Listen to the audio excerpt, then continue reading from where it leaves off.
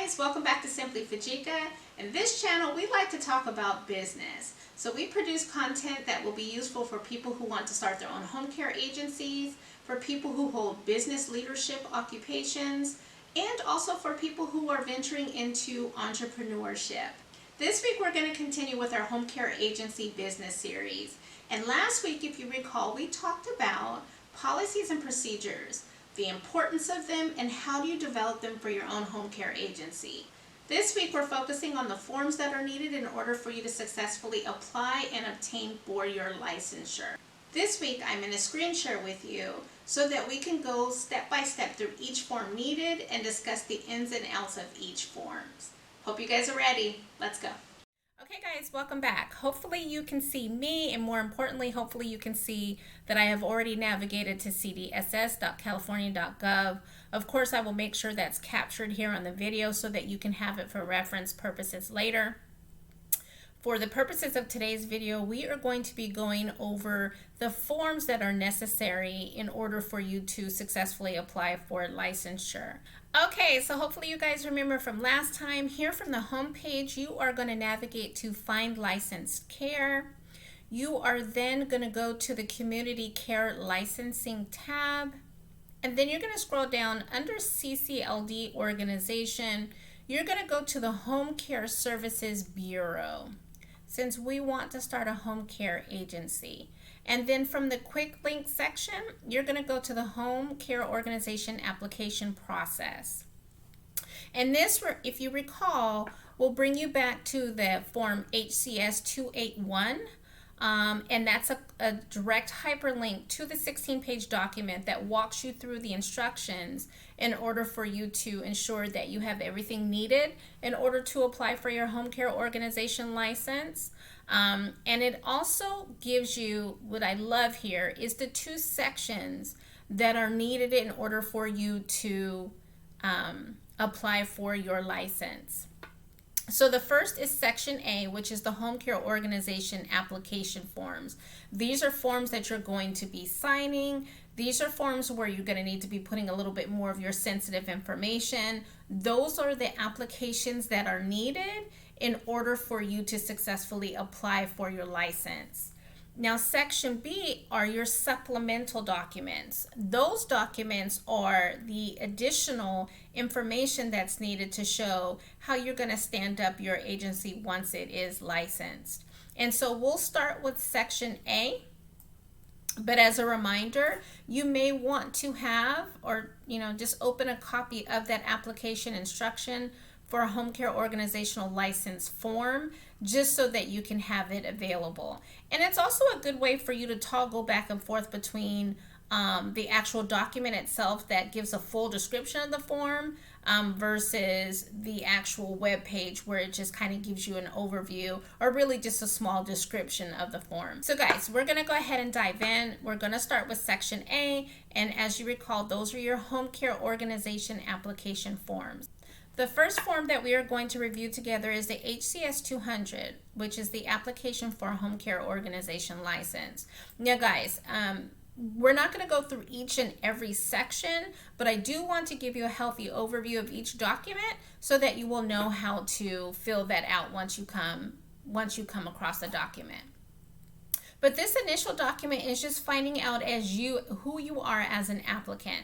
So it's going to ask you, what's your name? If you are applying with partners, or if you're applying as the LLC, who are all those members of the LLC?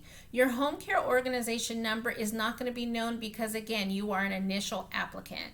Right now you are seeking your license, so you're not going to have a home care organization number. You should know the county from which you are applying, but it's going to ask you different information just in terms of what's the address for the home care agency, what's the phone number, what will be your business hours, in terms of where you're running the home care agency out of. Are you owning it out of a place that you own or rent?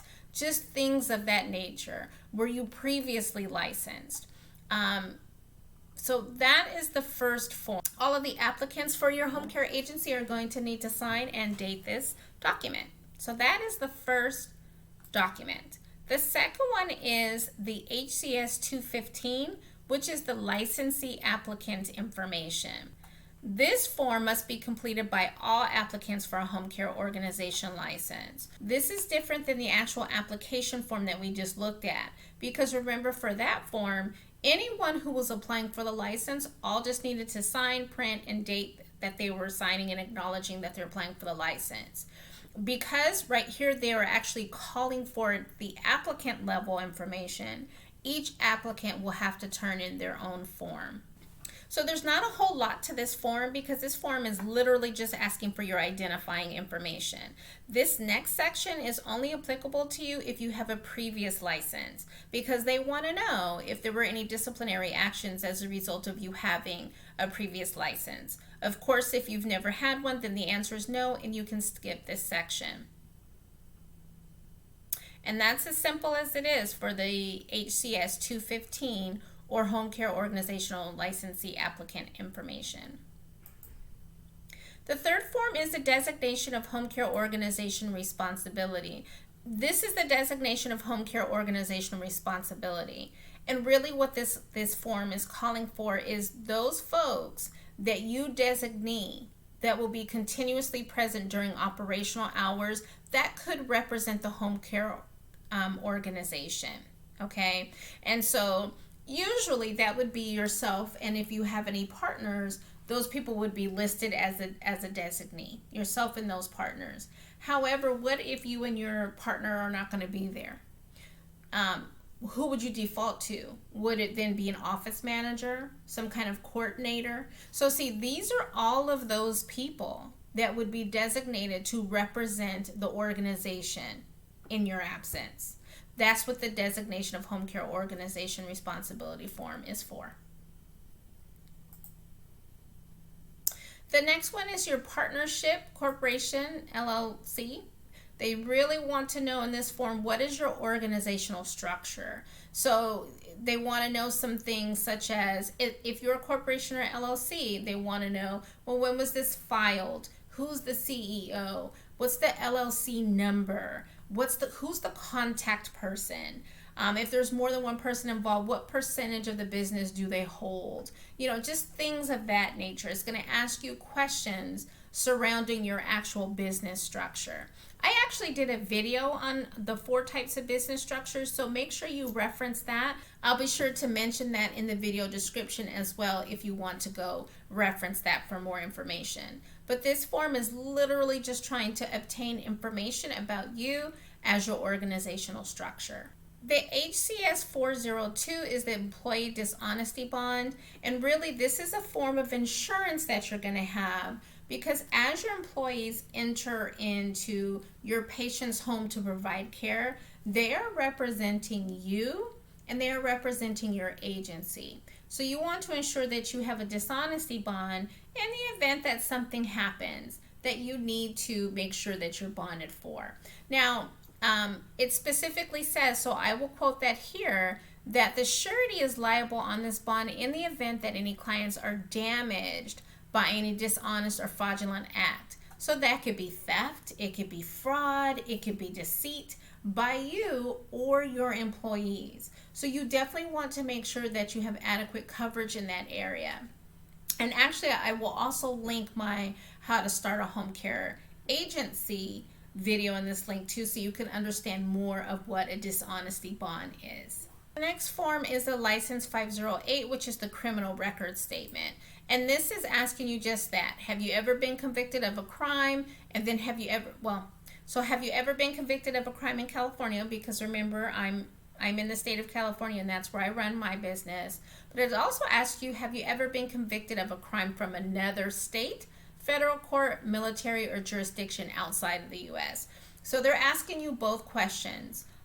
It also, if the answer is yes, then it gives you a whole additional subset of questions that you need to ask and provide as proof that those convictions were taken care of. So you just want to make sure that you read this thoroughly and you address each and every question that they're asking you for this form. Lastly, for Section 8 is HCS 9165. That's your Board of Directors statement. So this is a one-page document, and literally what this is asking for is making sure that any person that's on the board of director understands his or her legal duties and obligations as a member of the board of directors. So it's making sure that a person who is on that board actually knows what does that mean for them. And so this is just calling for your organization name, that board member name, and of course their personal information.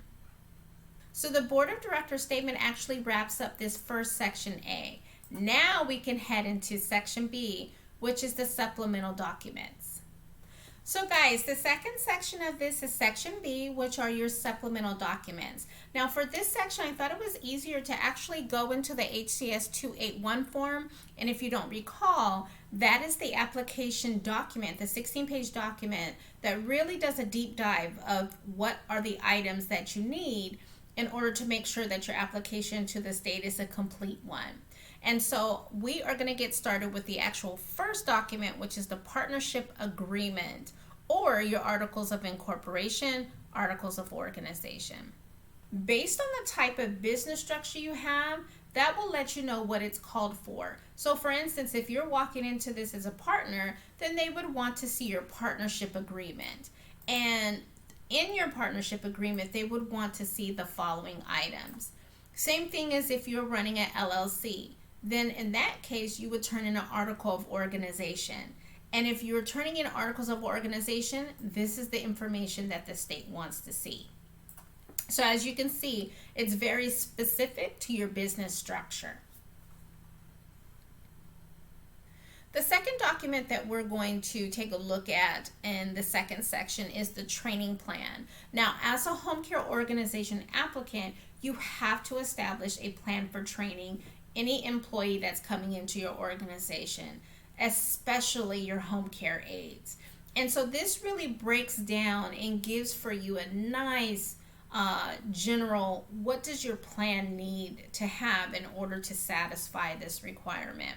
So as you can see, the plan must address entry-level training. It also needs to address any annual training. Something that I wanted to talk about also is that in addition to your actual plan, they want to know, the state wants to know, how are you going to track that you're actually training people, not only when they come in, but then annually as they kind of recertify to be a part of your organization. And so they want you to include a sample training verification log to illustrate how you will track that information.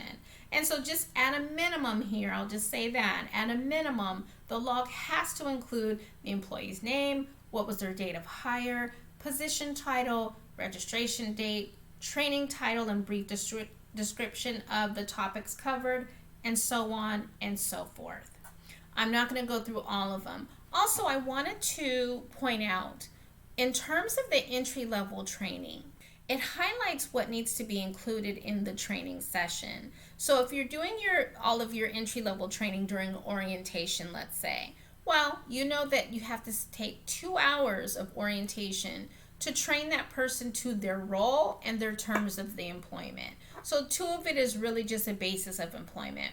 The other 3 hours has to be basic health and safety training that needs to include, but it's not limited to, infection control and emergency procedures. Very important topics for you to include in your training so that you can feel comfortable with your home care aide providing the necessary care for your patients. And as you can see here, those 5 hours needs to be complete prior to presence with the client. So prior to that home care aide actually caring for a client.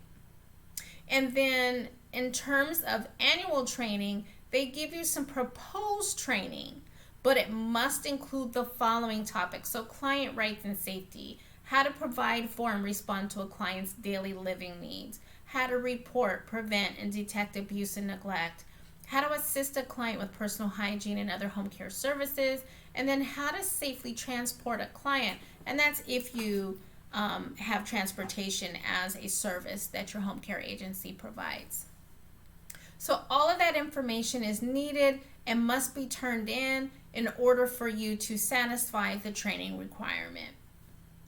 B5 asks you to talk about your home care program description, and it's essentially just letting the Department of Social Services, whether by a pamphlet, a brochure, I don't even think I went that far. I think I just kind of on paper let them know what my business hours were, what's the description of the basic and optional services provided by your organization, what is the procedure for response to abuse reporting duties, and then what is the description of counties, or where is your service area. So you can attach a map if necessary. I believe I did attach a map of the service, or I believe for my licensing, I did attach a map of the areas that I intended to service. So this one is just really giving them an overview of your program.